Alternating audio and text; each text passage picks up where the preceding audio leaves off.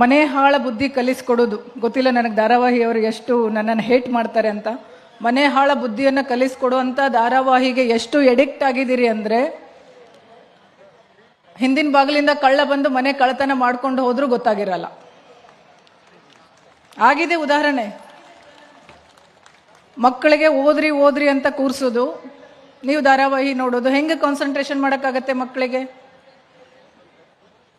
ನೀವು ಒಂದು ವಚನದ ಬುಕ್ಕನೋ ಒಂದು ಕಾದಂಬರಿಯೇನೋ ಹಿಡ್ಕೊಂಡು ಕೂತ್ಕೊಳ್ಳಿ ಅವ್ರ ಮುಂದೆ.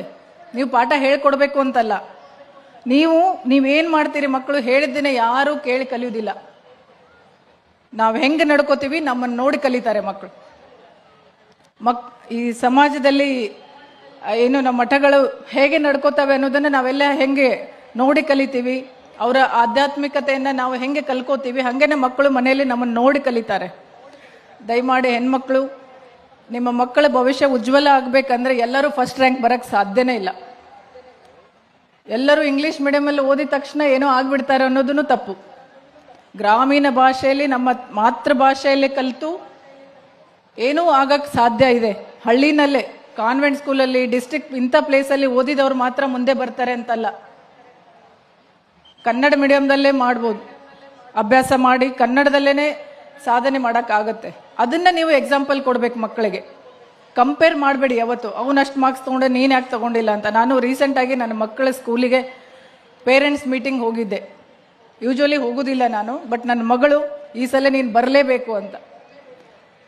ಸೊ ನಾನು ಆಫೀಸ್ ಅವರ್ಸ್ ಸ್ವಲ್ಪ ಟೈಮ್ ಮಾಡ್ಕೊಂಡು ಹೋಗಿದ್ದೆ. ಅಲ್ಲಿ ಪೇರೆಂಟ್ಸು ಟೀಚರ್ಸಿಗೆ ಕೇಳುವಂಥ ಪ್ರಶ್ನೆಗಳನ್ನು ಕೇಳಿ ನನಗೆ ನಿಜವಾಗ್ಲೂ ಭಯ ಆಗ್ಬಿಡ್ತು.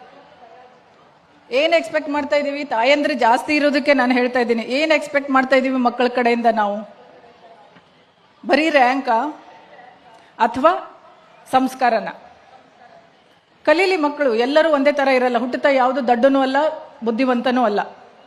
ದಯಮಾಡಿ ಮಕ್ಕಳಿಗೆ ಮೊದಲು ಸಂಸ್ಕಾರ ಕಲಿಸ್ಕೊಡಿ. ಅವ್ರು ಏನೇ ಓದಿದ್ರು ಏನೂ ಕೊನೆಗೆ ಬಂದು ಅವರು ಸಮಾಜದಲ್ಲಿ ಬದುಕೋದು ಹೆಂಗೆ ಅನ್ನೋದಕ್ಕೆ ಕಲಿಸ್ಕೊಡಿ ಹೊರತು ಬೇರೆ ಥರ ಕಂಪೇರ್ ಮಾಡಿಬಿಟ್ಟು ಅವ್ರಿಗಿಷ್ಟ ಇಲ್ಲದೆ ಇರೋದಕ್ಕೆ ದೂಡೋದು ಬೇಡ. ಹಾಗಾಗಿ ಇತ್ತೀಚೆಗೆ ಆತ್ಮಹತ್ಯೆಗಳು, ನೆಗೆಟಿವ್ ಥಾಟ್ಸ್ಗಳು, ಬೇರೆ ಬೇರೆ ಸಾಮಾಜಿಕ ಜಾಲತಾಣದಲ್ಲಿ ಇಲ್ಲದೆ ಇರುವಂಥ ಕೆಟ್ಟ ಬುದ್ಧಿ ಬೆಳೀತಾ ಇರೋದು ಇದೇ ಕಾರಣಕ್ಕೆ. ಹಾಗಾಗಿ ನಾನು ಈ ಮಹಿಳಾ ಗೋಷ್ಠಿಯನ್ನು ಒಂದು ಪ್ರಸ್ತುತ ಹೌದೋ ಅಲ್ಲ ಗೊತ್ತಿಲ್ಲ, ಒಂದೆರಡು ಮಾತು ಹೇಳಬೇಕನ್ನಿಸ್ತು. ಹೆಣ್ಮಕ್ಳಿಗೆ ನಂಗೆ ಅಜ್ಜಾರು ಹೇಳಿದರು, ಸ್ವಲ್ಪ ಹೇಳಿಬಿಡಿ ಅವರ ಆಭರಣಗಳ ಬಗ್ಗೆ ಸ್ವಲ್ಪ ಇದಿರಲಿ ಅಂತ. ನಾನು ಆರ್ಗನೈಸರ್ಸಿಗೆ ಡೇ 1 ಹೇಳ್ತಾ ಇದ್ದೆ, ಶುರು ಆಗುವಾಗ ಮುಗಿದ ಮೇಲೆ ಹೆಣ್ಣುಮಕ್ಕಳಿಗೆ ತಮ್ಮ ಆಭರಣಗಳನ್ನು ಕೇರ್ಫುಲ್ಲಾಗಿ ಏನು ಹೇಳ್ತೀರಿ, ನಮ್ಮ ಸೇಫ್ಟಿಯಲ್ಲಿ ನಾವು ಹೋಗಬೇಕು.